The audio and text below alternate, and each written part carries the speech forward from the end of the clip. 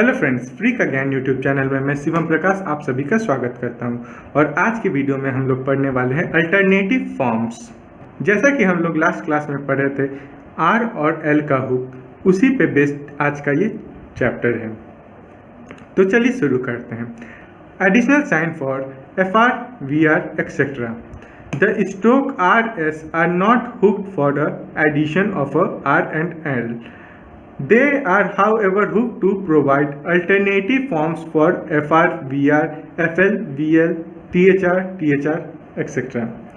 जैसा कि यहाँ लिखा हुआ है R और S के साथ R और L का हुक नहीं लगता है। ये किसी अन्य कॉन्सोनेंट में हुक की तरह लगकर अलग अलग वर्ड फॉर्म्स को क्रिएट करते हैं, जैसे कि FR, VR, FL, VL, THR, THR।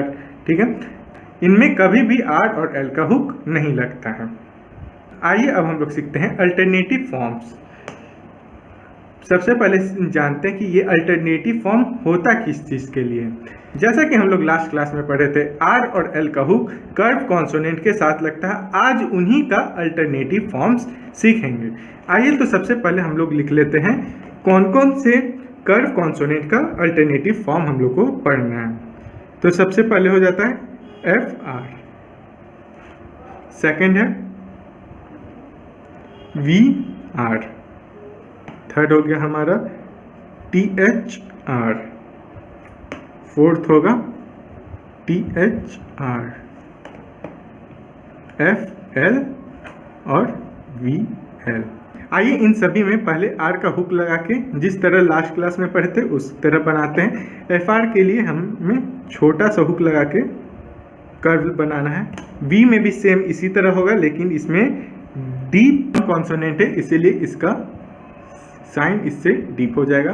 T H R में लाइट साउंड है तो लाइट हो जाएगा, और टी एच आर में डीप साउंड तो हुक लगा के डीप स्ट्रोक। एफ एल में बड़ा कर्व के साथ लाइट स्ट्रोक, और वी एल में बड़ा कर्व के साथ डीप स्ट्रोक। मार्कर के कारण शायद आप लोग को इनमें डिफरेंसेस नहीं पता चल रहा होगा, लेकिन जब आप लोग अपने कॉपी में लिखें तो एफ वी में डिफरेंस रहेगा, टी एच और टी एच में भी डिफरेंस रहेगा, एफ और वी में भी डिफरेंस रहेगा। इनमें थिकनेस का डिफरेंस रहता है।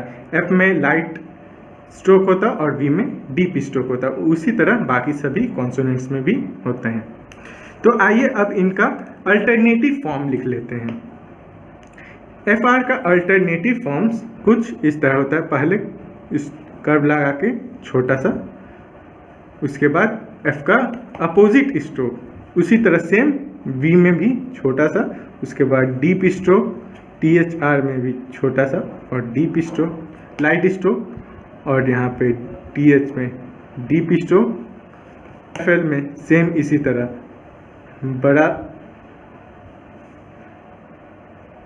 बड़ा हुक के साथ लाइट स्ट्रोक, और वी में बड़ा हुक के साथ डीप स्ट्रोक। ये सारे स्ट्रोक जो कि रेड कलर के मार्कर से लिखे हुए हैं ये लेफ्ट कर्व होते हैं, क्योंकि ये सारे जो कर्व बन रहे हैं ये लेफ्ट साइड से बन रहे हैं, और ये जो ब्लू मार्कर से बना हुआ सारा कर्व है उसे कहते हैं राइट कर्व, क्योंकि इन सारे कर्व को बनाने के लिए हमें राइट साइड से स्ट्रोक का यूज करना पड़ा है। नोट, कभी भी टी एच के साथ एल का राइट कर्व कभी भी नहीं बनाया जाता, इसका हमेशा लेफ्ट कर्व बनेगा। कभी भी टी एच एल को लगाकर राइट कर्व नहीं बनाएंगे, हमेशा लेफ्ट कर्व बनाएंगे। अगर ऐसा हम लोग बनाते हैं तो ये पूरी तरह गलत हो जाएगा। आइए अब हम लोग सीखते हैं कि ये जो हम लोग राइट कर्व बनाए हैं, जो कि अल्टरनेटिव फॉर्म से इन सारे कॉन्सोनेंट का, ये क्यों लगाया जाता है। चलिए तो जानते हैं। जब भी कभी किसी कॉन्सोनेंट के पहले कोई वॉवेल आए तो उस केस में हमेशा लेफ्ट कर्व यूज होता है, लेकिन जब कभी भी किसी कॉन्सोनेंट के बाद कोई वॉवेल आता है तो उस टाइम में हम लोग राइट कर्व का यूज़ करते हैं। आइए कुछ एग्जाम्पल से हम इसे समझते हैं। जैसे कि हम लोग कुछ एग्जाम्पल ले लेते हैं। एफरेड,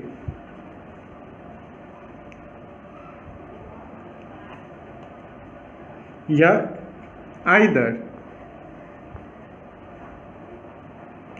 इन दोनों में आप लोग देख सकते हैं कि एफ के पहले और टीएच के भी पहले वॉवेल्स आ रहा है। तो इन दोनों केस में हम लोग जब भी कर्व बनाएंगे तो लेफ्ट साइड कर्व होगा।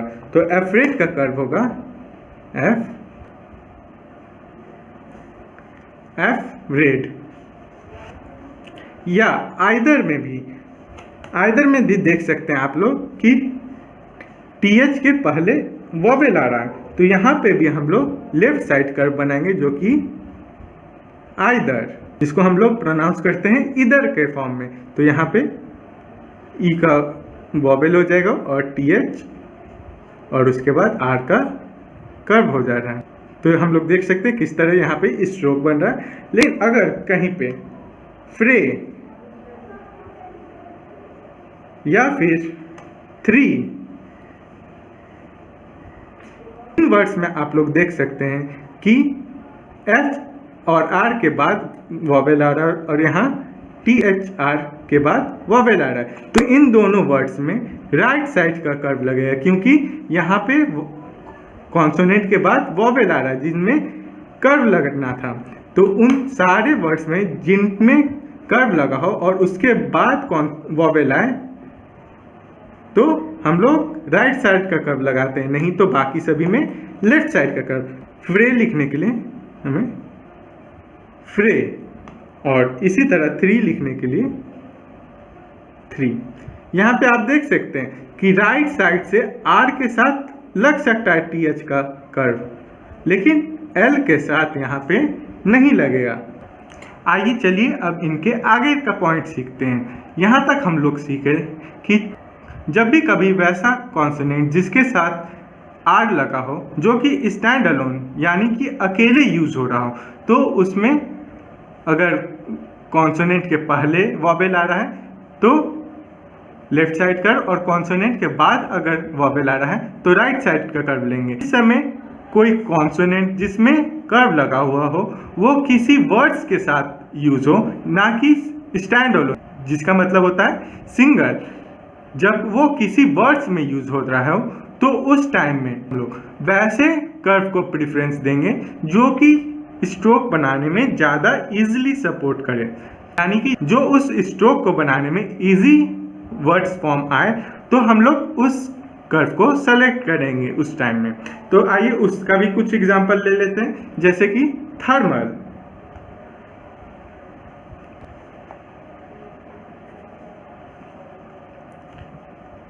लेदर,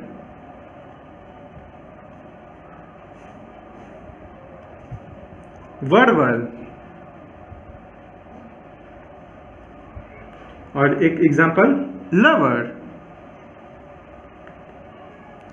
चलिए शुरुआत करते हैं थर्मल से। तो यहाँ आप लोग देख सकते हैं कि आर के बाद कोई भी वॉवेल नहीं है, यहाँ पे एम का कॉन्सोनेंट है, लेकिन फिर भी इसका स्ट्रोक बनाने समय जो कि होता है थर्मल।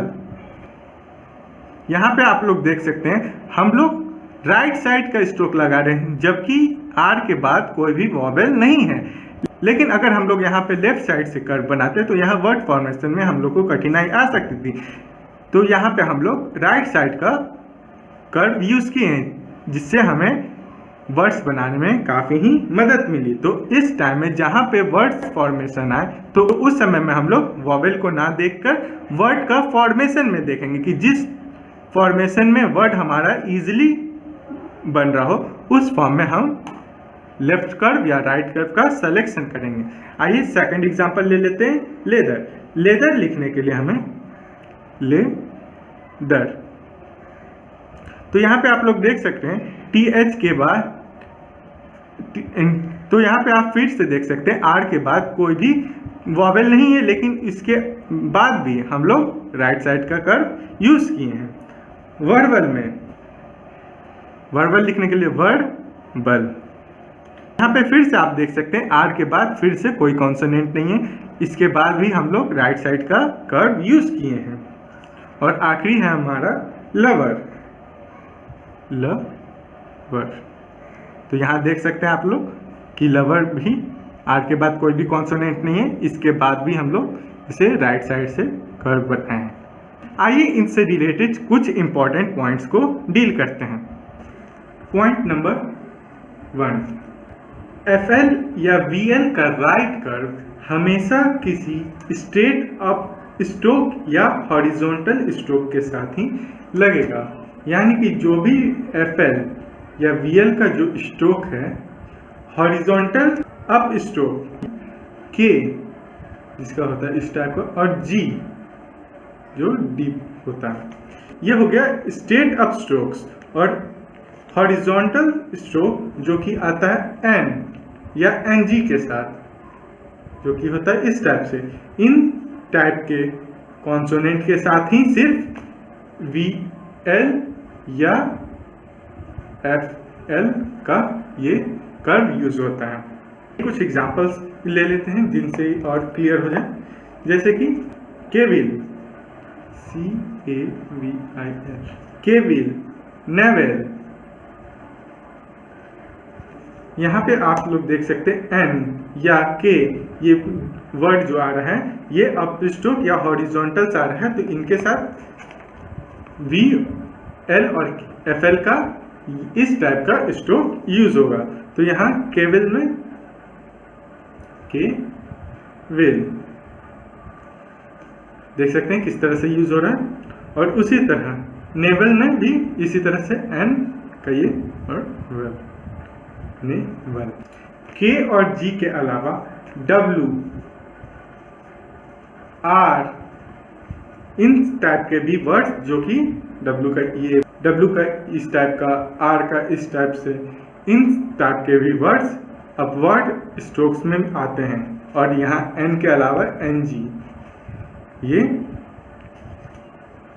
हॉरिजॉन्टल स्ट्रोक्स में आते हैं। तो इन सभी वर्ड्स के साथ VL और FL का स्ट्रोक राइटवर्ड कर्व लगेगा। ठीक है, आइए अब डिस्कस करते हैं पॉइंट नंबर 2, इंटरवेलिंग वॉवेल्स।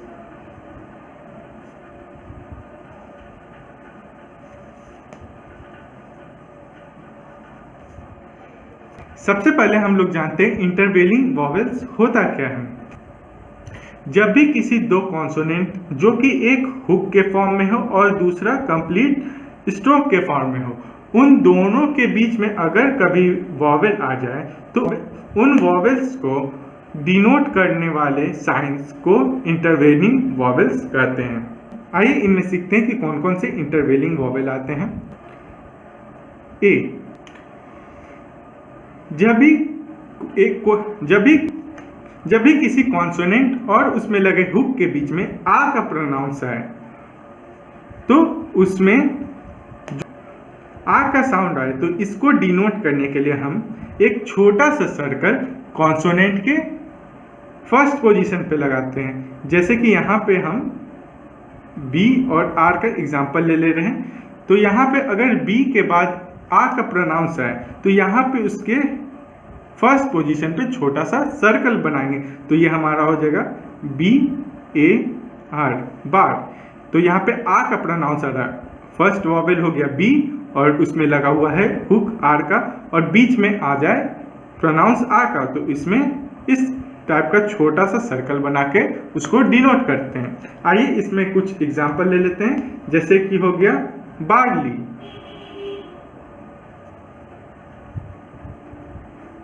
या फिर शार्पली। आइए इन दोनों को लिख के देखते हैं कि किस तरह से होता है। तो बार्ली लिखने के लिए यहाँ पे हम लोग देख सकते बार्ली, यहाँ पे बी और आर के बीच में आ का प्रोनाउंस आ रहा है, तो यहाँ पे बी के फर्स्ट पोजीशन पे छोटा सा सर्कल, आर का तो हुक लगा ही हुआ है और एल का कंप्लीट स्ट्रोक लगा, और उसके बाद वॉवेल EY का, तो ये हो गया बार्ली। इसी तरह शार्पली लिखने के लिए SH के बाद आ का प्रोनाउंस आ रहा है तो शार्ली, छोटा सा सर्कल बना देंगे उसके फर्स्ट पोजीशन पे, तो शार्ली। आइए आगे देखते हैं पॉइंट नंबर बी में। जब भी कभी कॉन्सोनेंट और हुक के बीच में अ या ओ का प्रोनाउंस है, जो कि यू और ओ के फॉर्म में होता है, अ या ओ का हो, तो उस टाइम में हम लोग कॉन्सोनेंट के बीच में छोटा सा डैश लगा देंगे, तो ये अ या ओ को डिनोट करता है। तो यहाँ पे हम लोग टी और आर का लिए हैं। अगर अ का प्रोनाउंस है तो यहाँ पे टर हो जाएगा, टी यू आर टर, और ओ का तो टोर।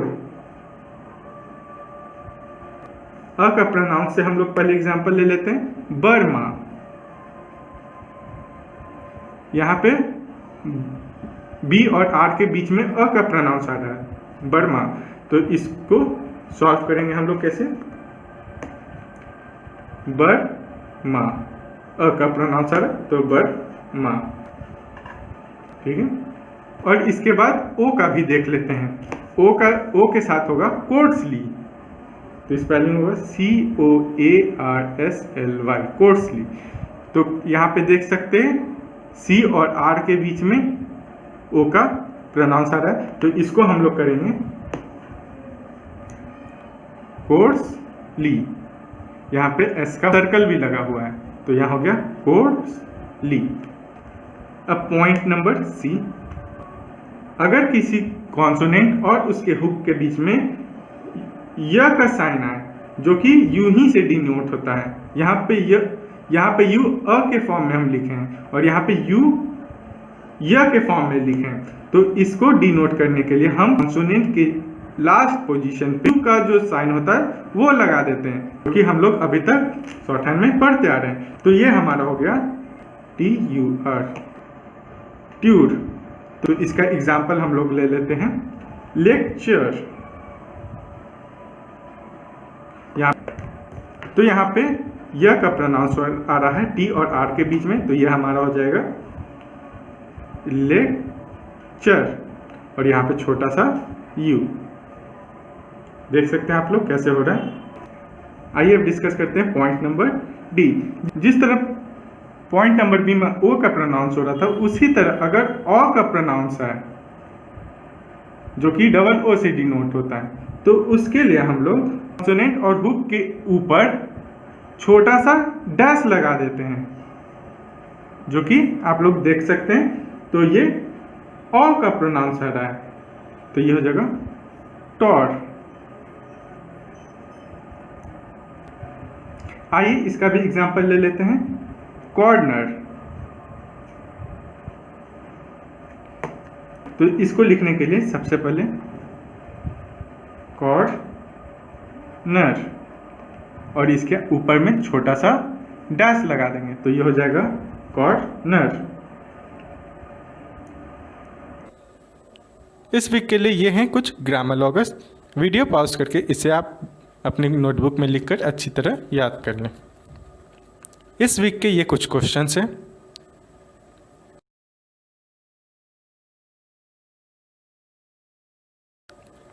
और ये आंसर्स। अगर इस वीडियो या पिछले किसी भी शॉर्ट हैंड के वीडियो में अगर आपको कोई प्रॉब्लम आ रहा हो तो प्लीज़ कमेंट में ज़रूर लिखें।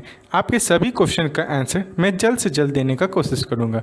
Till next week, good bye. Please like, share and subscribe. Don't forget to click on bell button.